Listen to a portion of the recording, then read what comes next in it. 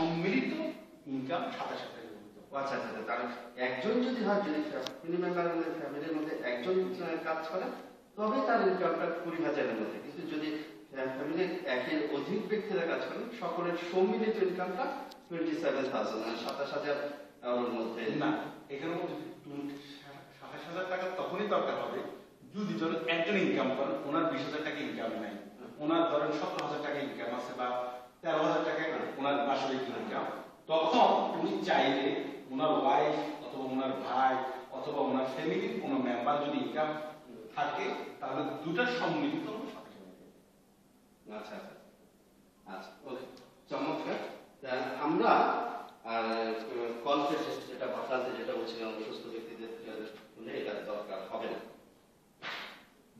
প্রিয় দর্শক, এই কাজের মালিককে যে যোগ্যতা বলতে আমরা কথায় যেটুকু বুঝতে পারলাম, যদি উনি ইটালিয়ান হন তবে সেই ইটালিয়ানের জন্য ইটালিয়ান আইডি কার্ড আনা, এবং তার সেই যে ইটালিয়ান কাজ যে সে তার নিজস্ব পরিচয়পত্র এবং পাশাপাশি তার ইনকামের যে সোর্স অফ ইনকাম, যদি উনি প্রতিষ্ঠানের মালিক হন তবে তাকে 30,000 এর মিনিমাম 30,000 এর এবং তার অধিক ইনকাম থাকতে হবে। একজন ব্যক্তিকে যদি একজন ব্যক্তিকে কেউ এমপ্লয়ি একজন ব্যক্তিকে কাজের জন্য ইয়ে করেন, যদি একই প্রতিষ্ঠানের মালিক, আমি একটা কথা আরেকটা কথা স্পষ্ট করে বলছি, যদি প্রতিষ্ঠানের মালিক 30,000 এর অধিক ইনকাম করেন, 30,000 এর ইনকাম তার বিনিময়ে উনি একজনকে করতে পারবেন না সেই প্রতিষ্ঠানে একের অধিক ব্যক্তিকে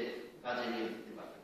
যদি তার প্রতিষ্ঠানে যদি একটা অধিক বস্তু থাকে, জায়গা থাকে, তাহলে করতে পারবেন। আচ্ছা, তবে অনুরোধ এখানে মধ্যে আরেকটা কথা আমরা বলাটা বাকি রয়ে গেছে, যিনি মালিক তিনি যেমন যে লিগ্যাল হবেন তার যেমন কোনো আইনগত সমস্যা থাকতে পারবে না, যেমন কোনো ক্রিমিনাল কেস অথবা কোনো অপরাধী কেস অথবা কোনো সে সরকারকে কোনো জরিমানা আসছে কিন্তু সরকারকে পে করে নাই, ঠিক তেমনি ভাবে যিনি মালিক ওনাকে ঠিক একইভাবে আইনগতভাবে ওনাকে পরিষ্কার থাকতে হবে, অর্থাৎ ওনার কোনো অপরাধ করছেন এই ধরনের কোনো রেকর্ড ওনার থাকতে পারবে না। চমৎকার।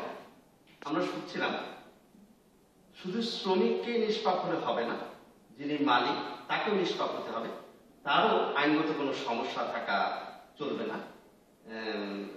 যতটুকু আমরা জানলাম, যদি প্রতিষ্ঠানটির মালিক যদি কর্মদাতা হন তবে তার ন্যূনতম ইনকাম 30,000 এর বেশি হতে হবে, মিনিমাম 30,000 এর।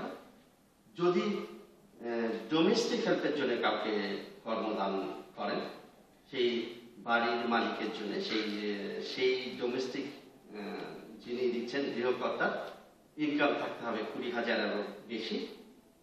যদি সেই ফ্যামিলিতে দেখা যায় যে সেই পরিবার ওনার 20,000 এর যদি ইনকাম না আসে, কম আসে, সেক্ষেত্রে ফ্যামিলির অন্য কেউ যদি ওই বাড়িতেই বসবাস করেন, ফ্যামিলির অন্য কেউ যদি ইনকাম করেন, তাদের যদি কোনো সোর্স অফ ইনকাম থাকে, তাহলে সেই সম্মিলিত ইনকামকে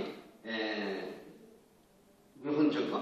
কিন্তু তখন সম্মিলিত ইনকামটি আর 20,000 এর মধ্যে সীমাবদ্ধ নয়, তখন সেই সম্মিলিত ইনকামটি 27,000 এর বেশি হতে হবে। শুধুমাত্র গৃহের কাজ করে কিন্তু